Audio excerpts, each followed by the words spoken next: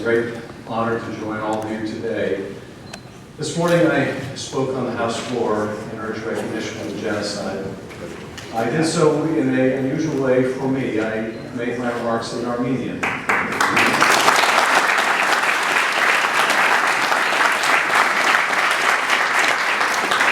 So you will forgive my pronunciation. But I thought it important to speak in the language of those who perished and in the language of those who survived.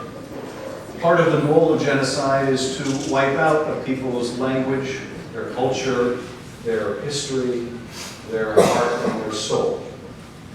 And we are reminded on a day like today how significantly the Ottomans failed.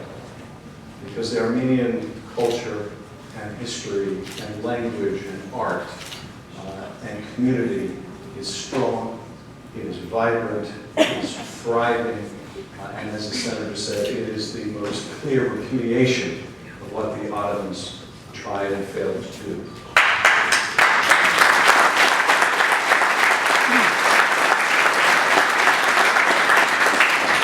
Nothing is more encouraging to me in this regard than to visit the Armenian schools in my district to see a whole new generation of young people learning the language and learning the history. And in those bright eyes, I see the passage of knowledge from the generation that went through the genocide to the survivors and their survivors and on to the last generation.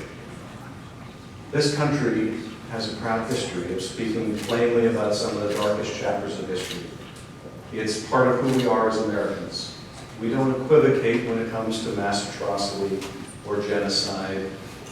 We don't equivocate about those things because we hold ourselves to a high moral ideal. We can't speak about Darfur, we can't speak about any number of other human rights abuses going around the world if we're going to pick and choose which genocides to recognize.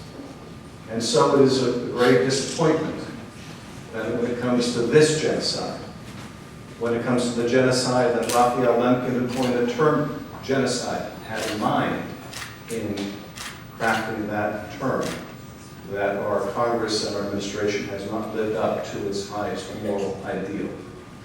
But we are determined on a very bipartisan basis, as you can see here today, to correct that flaw. And we will fight until we succeed. It's my hope that we succeed while there are still survivors left among us. And so I feel a real sense of urgency 98 years after the beginning of the genocide, that now is the time. And I'm pleased to say we have a great many allies in that fight. We will be reintroducing the genocide resolution soon. We will need all of your help to marshal the community around the country, to call upon their elected officials to do the right thing. And so I come today to pay my respects, to acknowledge the incredible growth and success and blossoming of the Armenian community here and around the world, and to make a call to arms. The fight is not over, and we will prevail. Thank you.